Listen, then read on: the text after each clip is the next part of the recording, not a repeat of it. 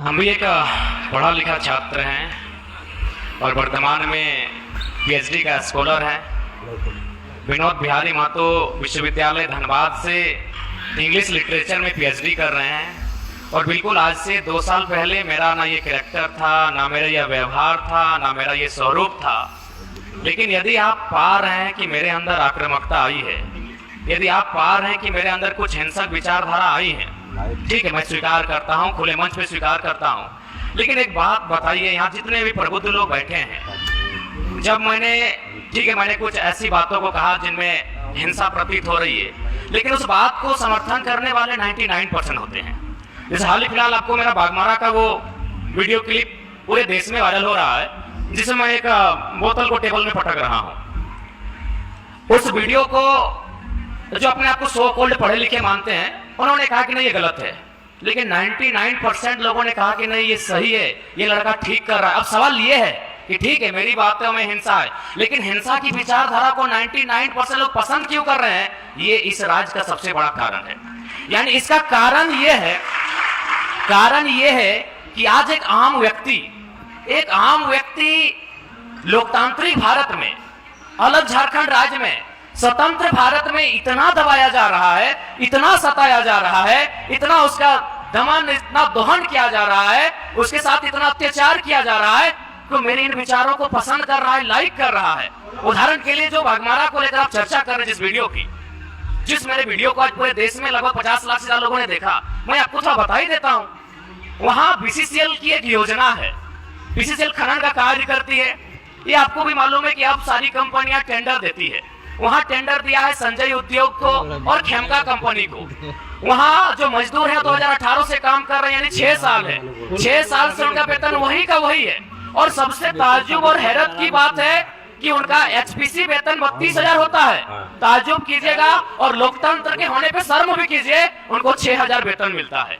उससे भी ताज्जुब की बात है कि ना बीसीसीएल जिम्मेवारी ले रही है कि किन के वर्कर हैं, और ना ही खेमका और संजय उद्योग जिम्मेवारी ले रही है ये किन के वर्कर हैं। उससे भी ताज्जुब की बात है, उनको जो पेमेंट मिलता है 4,000 मिलता है, 6,000 मिलता है, वो पेमेंट ना बीसीसीएल दे रही है, ना संजय दे रही है, ना खेमका दे रही है। तो बताइए किसका खून नहीं खोलेगा? मैं बनावटी इंसान नहीं हूं। उस मीटिंग में 52 मिनट डिस्कशन हुआ था। मैंने 52 मिनट के बाद मुंह खोला था, और ये तो मीडिया चल रही थी और कैमरा में कैच हो रहा था, इसीलिए मैंने बोतल को टेबल में पटका। मां कसम हम किसी के मुंह में पटकते, आपके पांव तले जमीन खिसक जाएगी। जब आपने छेड़ा है तो सुन लीजिए। यही विनोद बिहारी विश्वविद्यालय में एक कंपनी, एक एजेंसी ने टेंडर लिया है। मजदूरों को ज्वाइनिंग लेटर के साथ साथ रिजिग्नेशन लेटर पे साइन करा गया। इस भारत में कहां होता है यार? मैं आक्रामकता की बातें करता हूं, कारण कौन है? रिजिग्नेशन लेटर पे साइन कराया गया है, कौन देगा उत्तर? भारत देश में 4 स्तंभ है कहने को, न्यायपालिका, कार्यपालिका, विधायिका, पत्रकारिता। कौन रिस्पॉन्सिबल है कि ज्वाइनिंग? ताजुब की बात है, ज्वाइनिंग लेटर भी मिला है और उनको साइन भी करा लिया है। क्या बोलता है रिजिग्नेशन लेटर?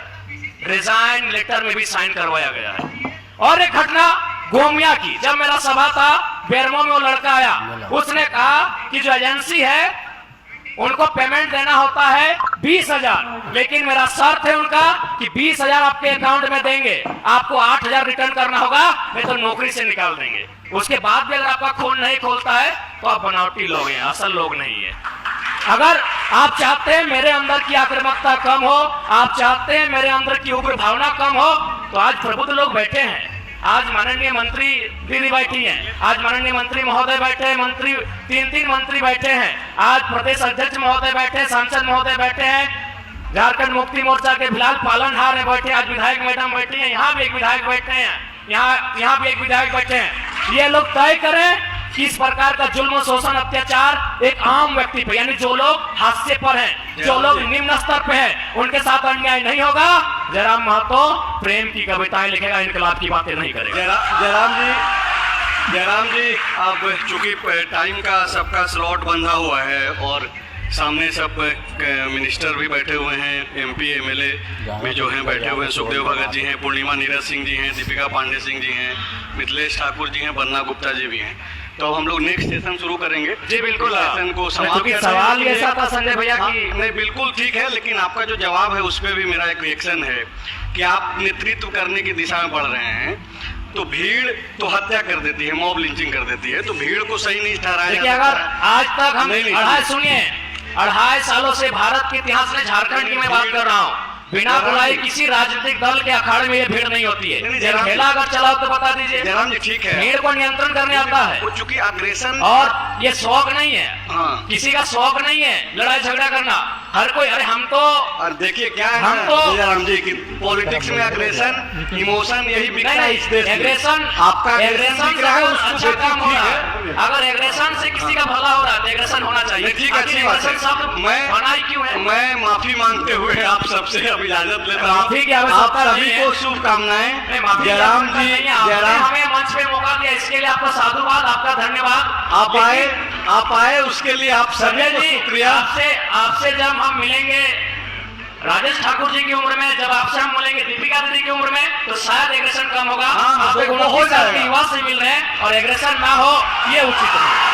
चलिए बहुत बहुत शुभकामनाएं। और तो बिल्कुल आप लोग जो है, आप लोगों से आग्रह है कि प्लीज अभी बैठे जरा।